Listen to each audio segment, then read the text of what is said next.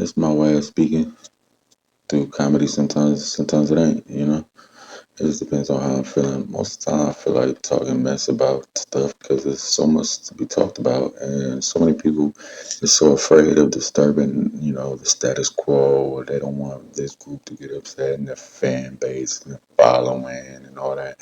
I mean, they're really not following you though, right? They are subscribers, but they're not following your footsteps. You're not leading them anywhere, right? You're on a platform that you don't own. Number one.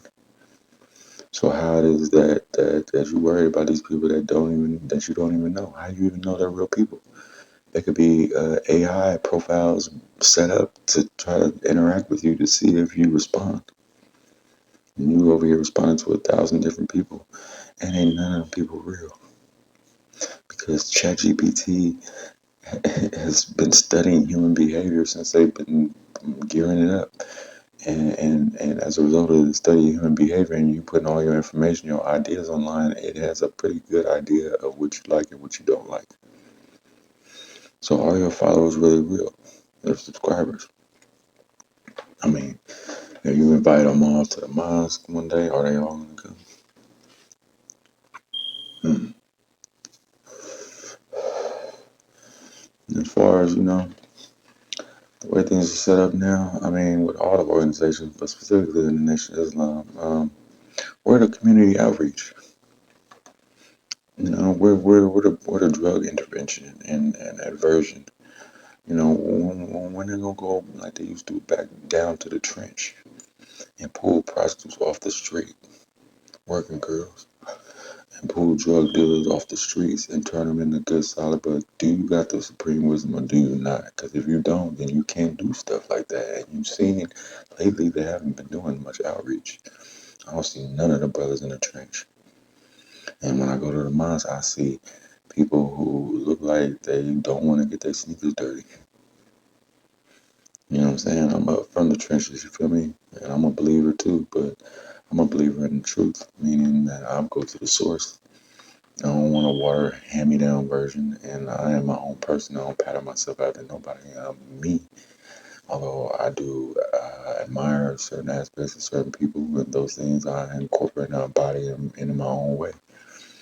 But I'm not gonna try to sound like Minister Louis Farrakhan, his voice and his mannerisms and everything. I mean, like, damn, is this many niggas in need of a daddy? I'm sorry. I'm not sorry though. Sorry to bother you, but I'm not sorry about what I'm saying though, because it's the truth. On the ear of on the ear of the horse.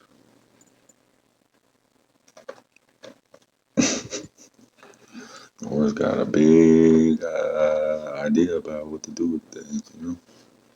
What track we gonna run on? Or we gonna run off the track?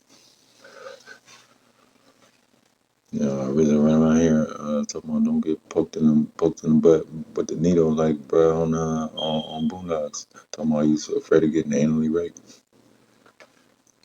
When before brother rizza was on there talking about the needle and all that, I was already putting all that information out on my page. And now he the poster child for it, going on there and won't take the shot, but drinking water from strangers though. Drinking water from strangers. How do you know they didn't put the shot in the drink? It's still going into your bloodstream. It will still cross the brain barrier, blood barrier, if you know anything about science. So you could literally drink this shot. And you're up there, this some water, cheesing and shit. Dude, ain't your friends ain't on TV, boy. Get off TV, man. Or your wife was pregnant at the time. He over there in the benches 2 feet away from non-Muslims, nutsack hanging near his head where he holding the bench press, sitting there laying on his back, cheesing, showing how strong his chest is, but he got a little tiny little chicken legs. And I'm not trying to down the brother. I'm calling like I see it, man. Everybody pumping you up and telling you everything you want to hear. Non-Muslims, alcohol drinking motherfuckers who masquerading and making blasphemy out of the truth and Rick Ross, former police. And you up here acting like a straight fan, cuz. Crumping and shit, and you too big for that. You know, looking like Superman with his chest out, with little skinny legs, man. Work on your legs, bro. And hold down what you got for somebody else come swoop it up. And if that's too much for you to carry. So it seemed like she was carrying a lot. She had a heavy load in her tummy. God bless the sister and God bless the both of you. But I'm gonna tell her like it is. You know, I'm not worried about your feelings. You're a man, so your feelings are not concerned to me.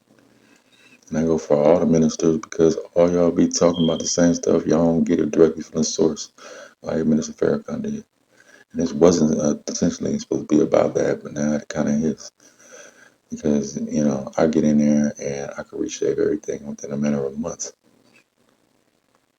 in a way that can help other people from other races and other backgrounds understand exactly what is being taught versus this vague idea of what you understand versus what the truth is and what was taught versus what you refuse to study and what you can't really explain to the masses of people to get them to actually like it.